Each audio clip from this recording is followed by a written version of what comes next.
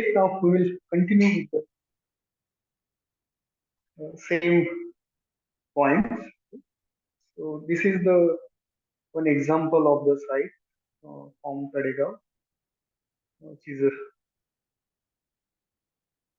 near to the Kuda caves, and it does have the remains of the temple structure scattered in the small area. Also, it is formed in the kind of debris. Now here also we can understand that how the material is spread. I think what surface is visible, those surface uh, need to be get understand properly through the archaeological perspective also, and it also need to be understand through the physiologist perspective, and also can be understood based on the other allied disciplines of the heritage studies. Now, for an archaeologist, the placement of the objects, the nature of its dilapidation, how the material is existing there, what is the spread of the material, all major and minor issues are important before its scientific clearance. So the clearance is uh, the things that we can develop based on to the major understanding of our material, what is there in the context. Okay, next,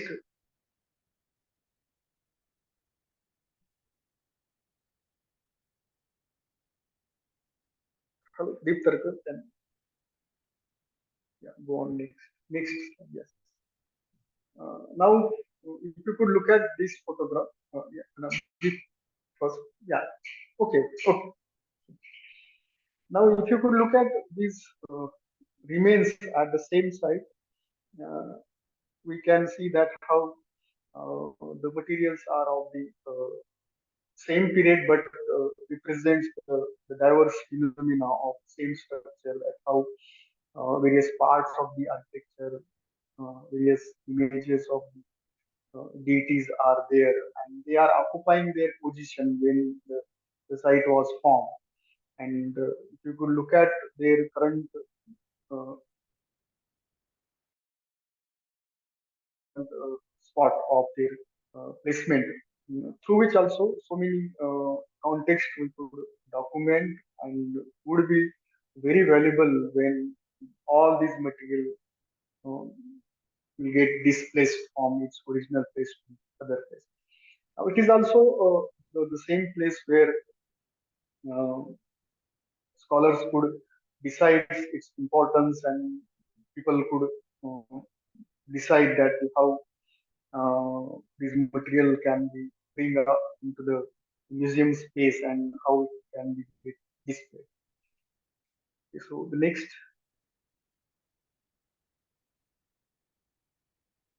this is just one example I have tried to show here that how things would be looked in its external way. Now it's a temple near Pune, very busy temple nowadays. Uh, but anybody who would visit who is not having any background of archaeology or history, or not having basic understanding of art and architecture, uh, they would develop many more types of the wrong perceptions also. And looking to the structural nature of this temple, people would imagine or assume uh, so many things, uh, looking at its external nature, which belong to the different period, has given a different kind of the treatment when the structure was built. Even within this photograph also, so many issues are there. Those who are trained into the archaeology or having some basic understanding of the art history, they would realize that how this structure looks from its external. Go on the next slide.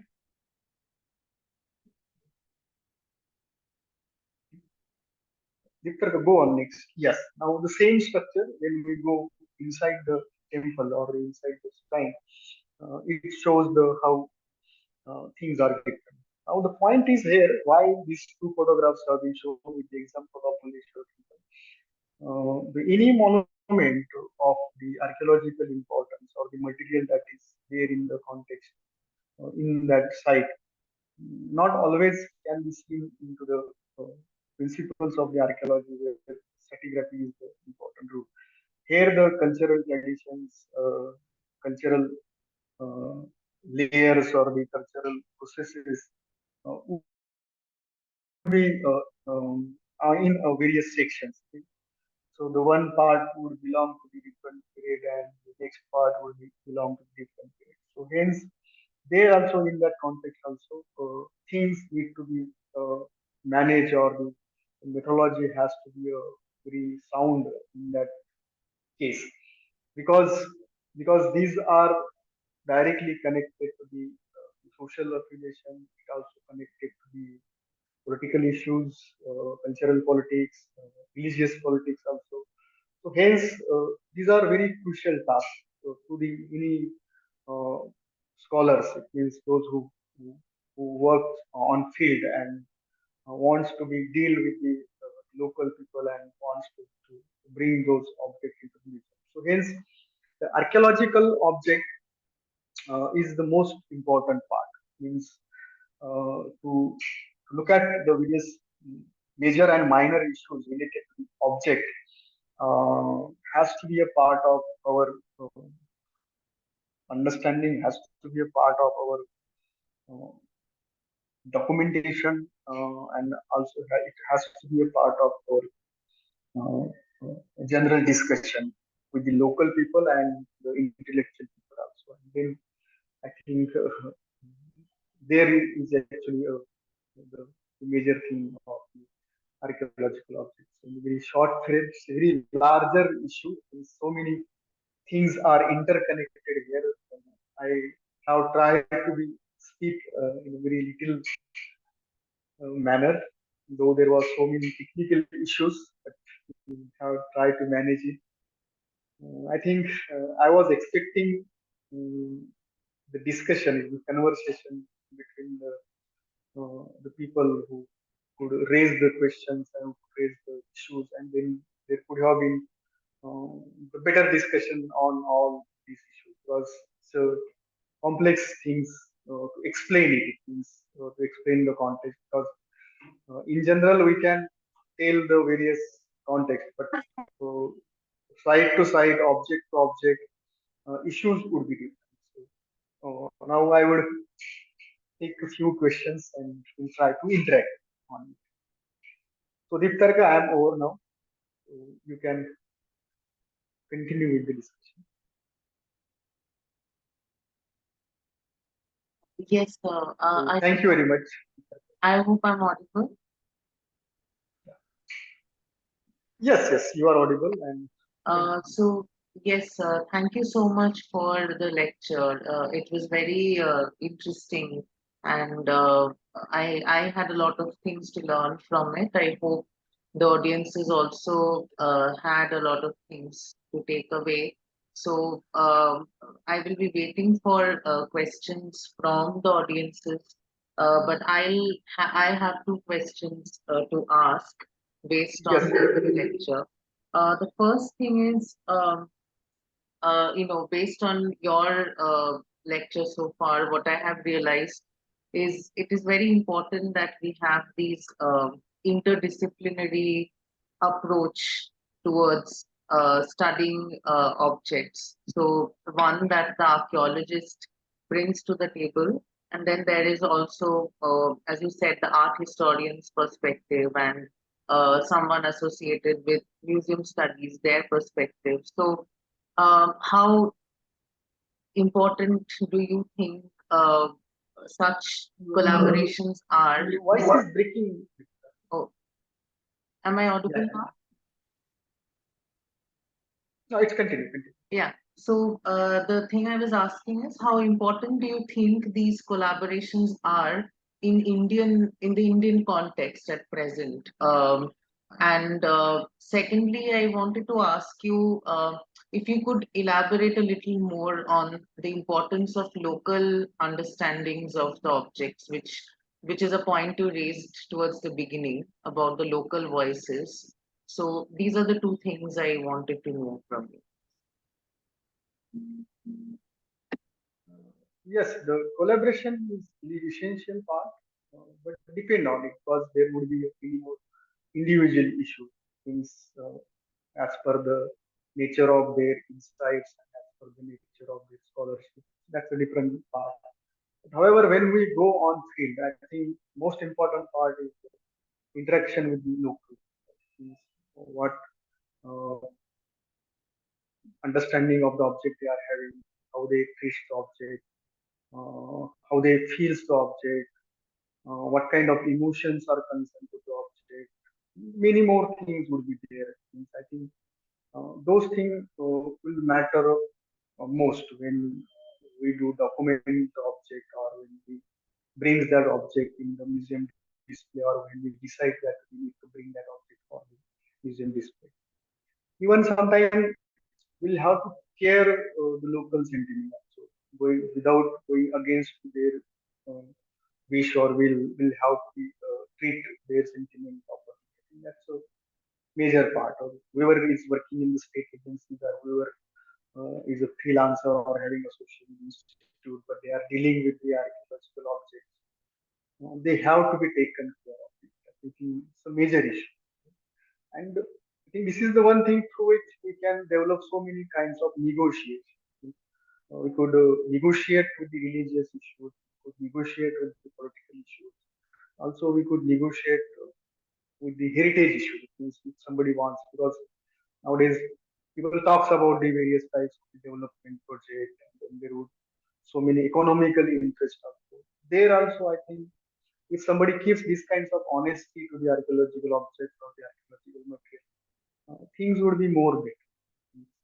There won't be larger issues if we could interact properly with the local. And what local can decide, that will be a lot. Means, there are so many phases related to it. Mm, Their possession over the object, or their control over the object. There are so many wrong perceptions also. Just it's part of field experience. That wrong perception is that we do feel that the local people would have so many types of the religious sentiments or those kinds of things. But it's not part of the inherited social Indian society. Means they would be very calm and they would be very peaceful because that object belong to them. It doesn't mean that is what faith or what belief that object belongs. That doesn't matter for them. But it is their part. It's their cultural part. So hence, we'll have to deal it with keeping away the all kinds of political mobilization based on the heritage object. If you could go on to the field, maybe the picture would be different. you. Yes, sir, that's very I'm not talking about major sites. I'm talking about small sites, small localities where these kinds of material is still lying. yeah, And that's sometimes due to very these true. kinds of treatment, due to the object, yeah. Um, yes, Yeah. yes. So we have a question from Swastika Dhar. I'll read it out.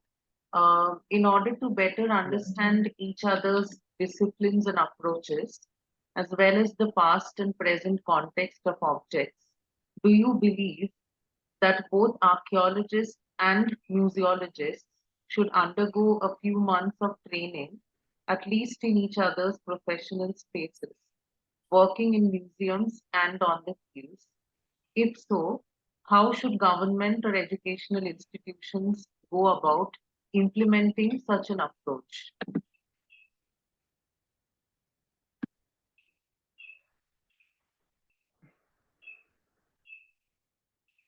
Mm, mm. I was having little bit audio issues, not listen the entire question. What I have got it based on it, what Swastika have been asked. This also is an important part. in a larger sense.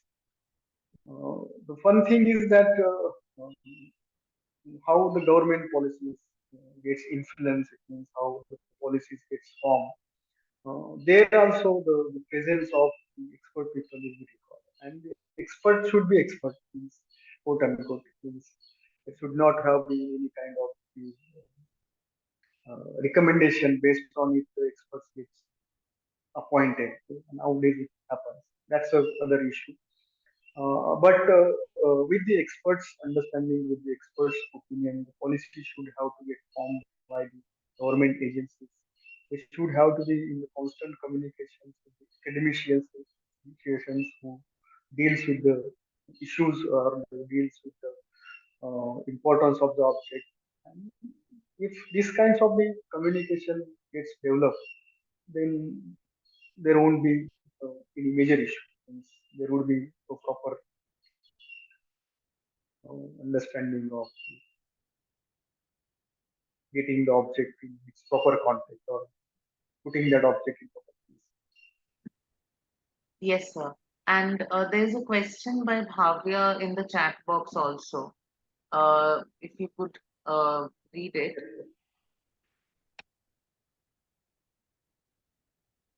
Yes, yes. There are some.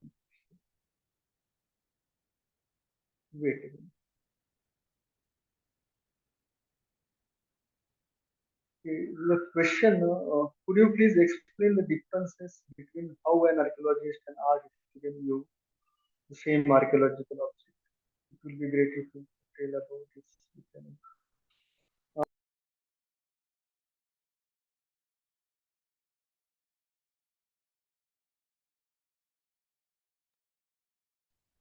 It's very interesting question. Yeah, there in the context of the trained archaeologists and those who have training core art history, there some kind of the differences can be noticed. The archaeologist would take object with its larger historical context sometimes. And most of the time, art historians would look to the aesthetic value of the object, how it is good, how it is fine, and then how through that object the various art uh, issues or the art problems can be dealt. Those kinds of the perspective we could notice in between archaeologists and art. Sometimes archaeologists can be of art historian, but this kind of the flashes of interest you would observe into the field in general, okay, where how the archaeologists sometimes wrongly taken the art object, and sometimes art objects were taken wrongly by the art historian when it comes to the interpretation of its context and historical values. So sometimes the historical value that is decided by the archaeologist would be different, and sometimes the historical value that has been decided by the art historian would be different. So archaeologists not always will look object with its aesthetic value, the art historical value. So that kind of the differences we can know. But in case of the understanding of the objects, both the views are most important. Means the archaeologist perspective also is important, and the art historians also important. Those who are spectacular are looking to these two entities has to be take a serious cognizance of their opinions. Means how archaeologists would take the object, how they will explain the object, how they have defined the nature of the object, how art historians have taken those same objects in their context. So there you could notice. For example, if you could go with the old reports, excavation reports, there you can observe, sense that what kind of the differences is there. Means archaeologists would define the stratigraphy of the sites.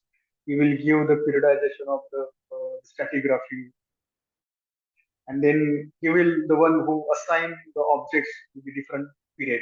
But when the same objects will deal by the art historian in the same report, so his analysis sometimes he will go against to the archaeologist's observation. So this kind of the things you could notice. Means if you could take any archaeological operation or any archaeological exhibition as the collective activity, and in those collective activities, these kinds of differences matter, and these differences also helpful for the progression of the disciplines in general. Means when we take those views seriously, when we take those views as a part of our academic discussion or the academic progression. So I think it's good, and it also has to be taken as a part of the discipline, means how the perspective would get formed. Because sometimes disciplines gets overpowered over mind, and our mind gets run according to those disciplinary approach. So that's why uh, these kinds of the differences we could see, and very few scholars will have the the balance of the all these perspectives. It's a rare quality to develop in any scholarship, that how he will or she will take this perspective in the balanced. It's a larger issue. Means, mm, anytime this can be misbalanced. That's very Next question. interesting, sir. Yeah. Yes, yes, Sorry please. to interrupt. So I was recently Yes, reading a book by Colin Renfrew. It's called Figuring Out, and it's a book on how artists visiting an art gallery and archaeologists looking at archaeological objects share some very common thoughts between yes, them, yes. and what kind of conversation happens. So this question brought that in my mind. So it's a very interesting point that you raised and Yes. has been asked here. It, it's true, Deepika. Yeah, so there's a Absolutely. question by Pronay, if you could also address that.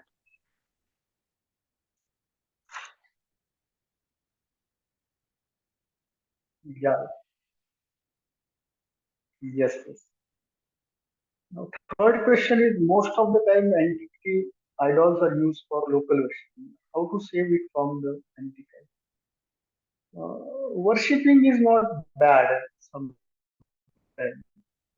Uh, Sometimes due to the worship, the object would remain in. It's my perception. It is when I go field, I feel good. It means object is in its original context, and if it is a part of the worship, nothing is that. Means, so it should have to be conversed properly. If something harmful is going on in the form of the worship, that should have to be discussed with the local people, and they will listen to you. Means, if you could put the things in right way, they will listen you seriously and will act accordingly. So if they, because they are the people who is connected to those objects, and they know the value of the objects than us. So obviously, whatever you would suggest, your experts, they definitely will accept it. I think when we go field, generally what I personally have experienced with the students, that uh, many more scattered objects is a part of the so many types of the local folk beliefs, and those is also a part of their cultural inheritance. Means sometimes the goddesses, the images of the goddesses is a part of their local folk tradition,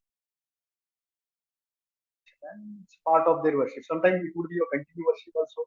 Sometimes it would be a occasional worship also. But we notice that it is a part of their cultural inheritance. So we'll have to be take a note of those kinds of the cultural inheritance.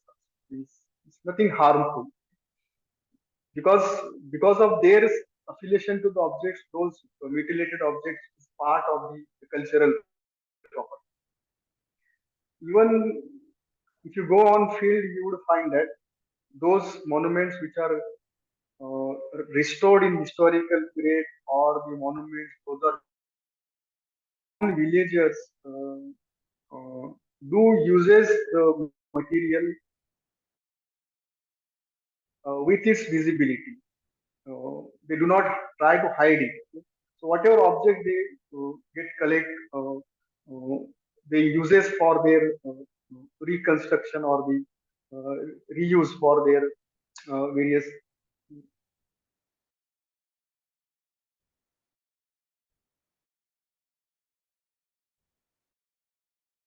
constructions. At that time, they always try to put the visible how in the fort wall, the old material is kept into the visible form. Even if you could look at observe the historical encroachments, so called, there also how the sensibility of the historical material was there. Sometimes Jain caves were encroached by the British. These kinds of